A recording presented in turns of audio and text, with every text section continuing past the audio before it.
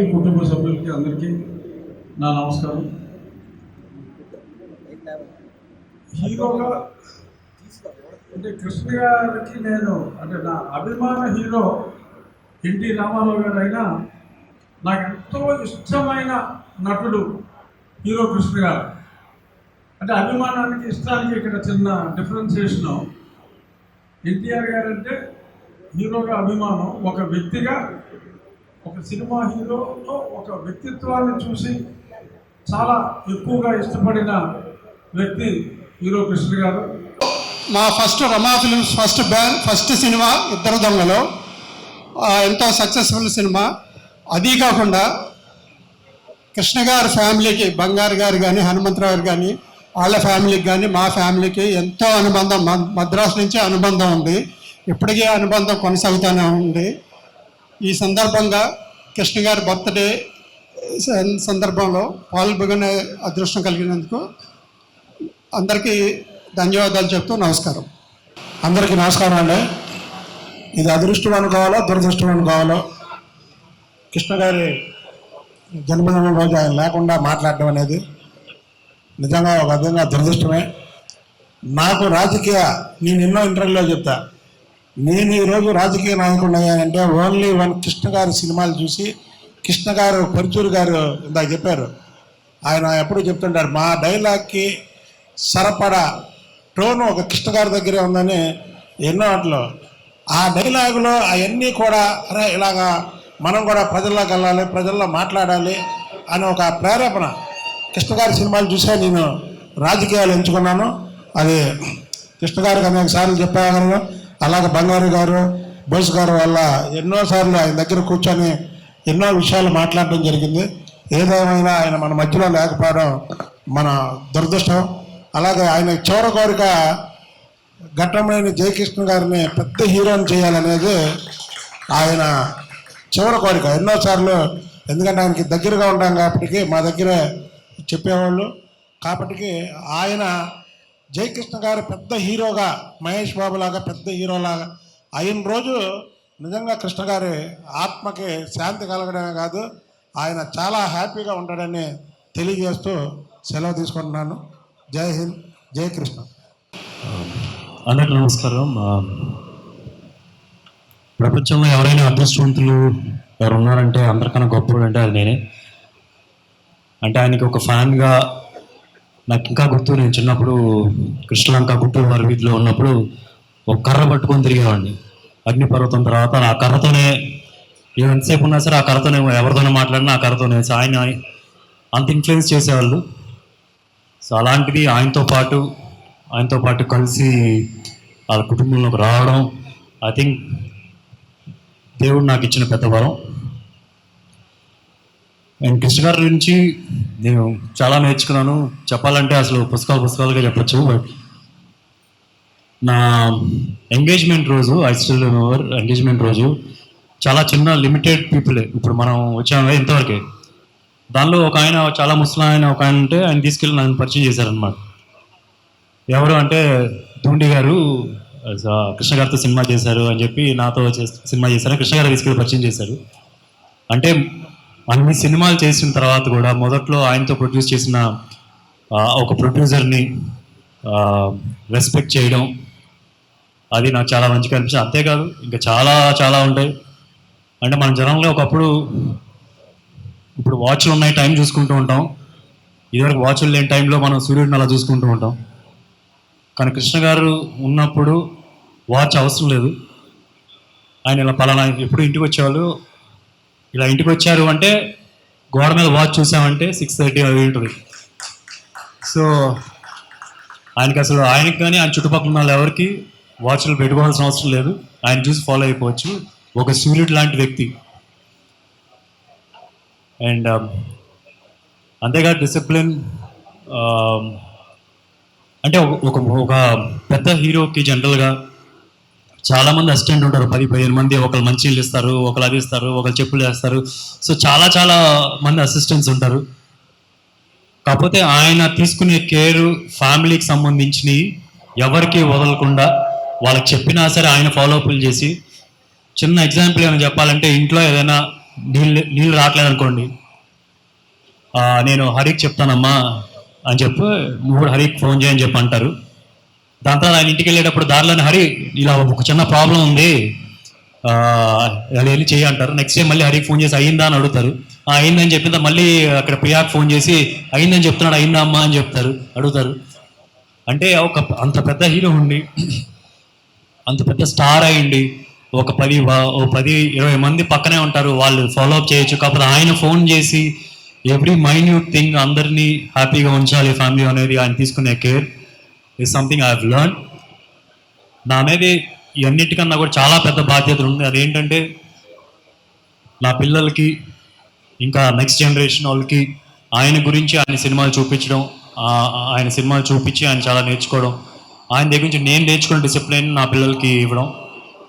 So డెఫినెట్గా నా life long అది చేయడానికి ట్రై చేస్తాను. And thank you. పెద్దలకు, కుటుంబ సభ్యులకు, మిత్రులకు నమస్కారం.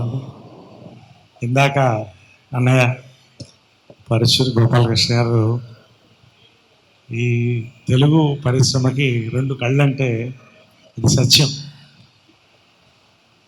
సినిమాకి, తెలుగు సినిమాకి గౌరవం తెచ్చింది, జనాల్లో మరింత గౌరవాన్ని పెంచింది శ్రీ నందమూరి తారక రామారావు అయితే, తెలుగు సినిమా కీర్తిని ఇటు హిమాలయాల దాకా అటు సముద్రాలు దాటి రష్యా దాకా తీసుకెళ్ళిన ఘనత కృష్ణ గారు. పాన్ ఇండియా అక్కడి నుంచే మొదలై మోసగాడు గారు అల్లూరి సీతారామరాజు గారు. నేను మొన్న ఇంటర్వ్యూలో చెప్పాను, కృష్ణ గారు ఒక రథం అయితే 2 చక్రాలు కృష్ణ గారు రథానికి, హనుమంతరావు గారు, బంగారు గారు, ఇలా ముగ్గురు కలిసి ఒక చరిత్ర. తెలుగు సినిమా గుర్తుపెట్టుకోవాల్సిన, పాటించవలసిన సూత్రాలు, సినిమాలు తీసి సక్సెస్ అంటే ఏంటో చూపించినటువంటి సంస్థ పద్మాలయాలు.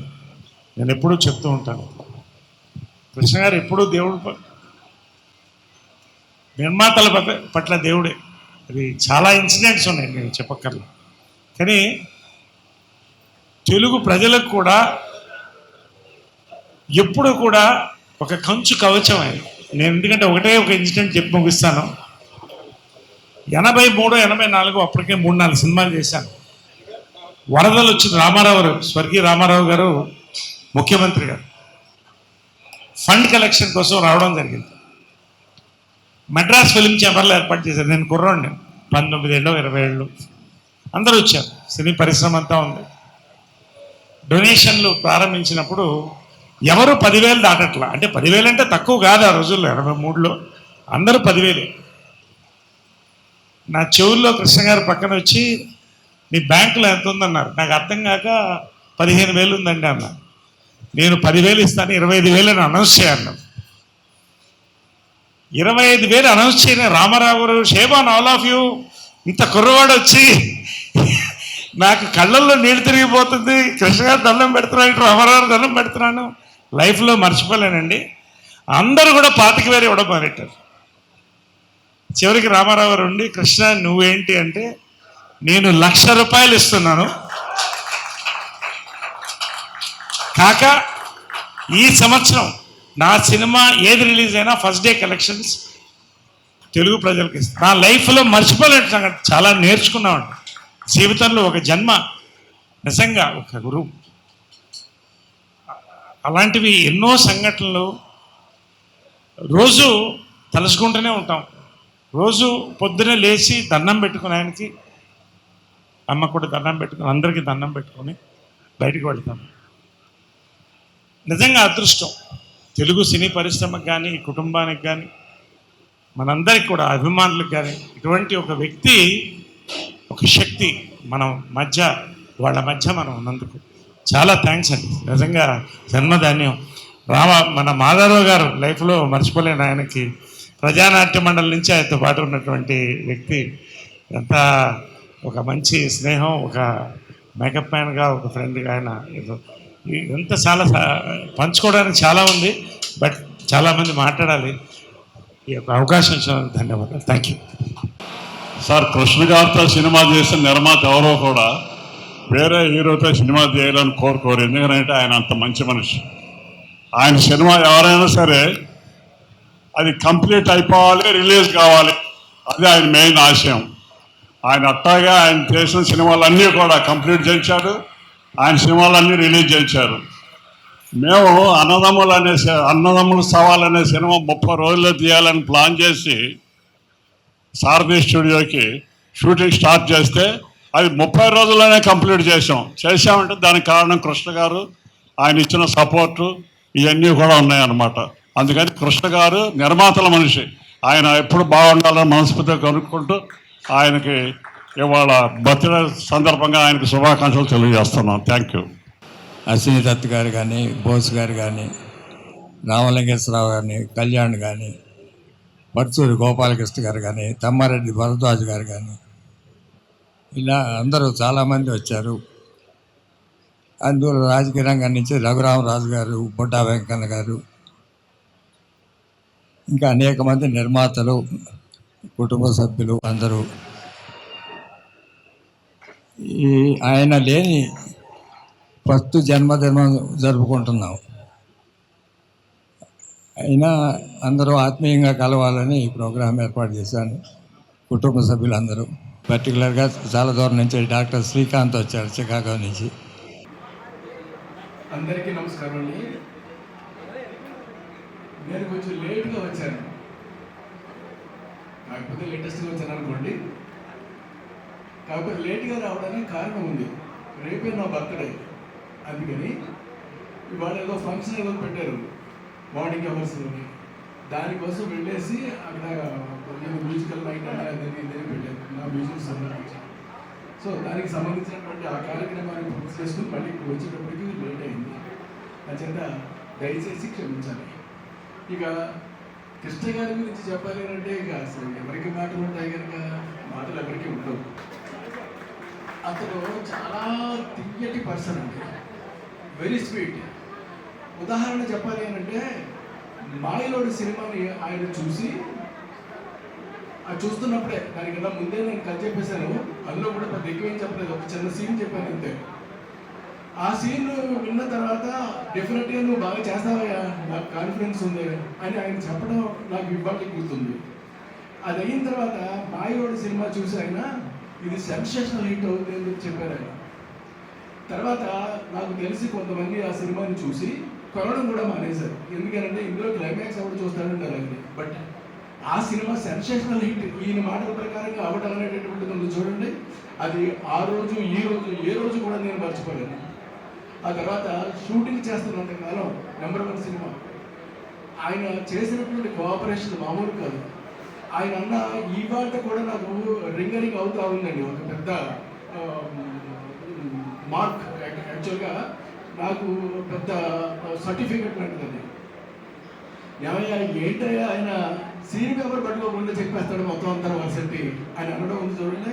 అసలు అంత పెద్ద ఆయన నాకు అంత సర్టిఫికెట్ ఆయన ఇవ్వడం అనేటువంటిది ఇట్ ఈస్ రియల్లీ గ్రేట్. అలాంటి ఒక గొప్ప మనిషి ఇవాళ మన ముందు లేకపోవడం అనేటటువంటిది మనకు దురదృష్టం. ఆయన ఆవేళ ఇవాళ ఏ రోజు ఉన్నప్పటికీ కూడా ఆయన చాలా ఆరోగ్యంగా, చాలా ఆనందంగా ఎప్పటికీ ఉంటారు. ఉన్నట్టే లెక్క. మనకి ఇవాళ ఆయన లేకపోయినప్పటికీ కూడా ఉన్నట్టుగానే మనం భావించాలి. ఎందుకంటే ఆయన సినిమాని వాళ్ళు రిపీటెడ్గా ఎంత బాగా చూస్తున్నారో జనం, అద్భుతం, మామూలుగా చూడడం లేదు. అలాంటి ఒక గొప్ప వ్యక్తి ఆయనకి నేను నా మొదటి సినిమా ఆయనతో చేయడం అనేటటువంటిది నిజంగా నా అదృష్టం అవుతుంది.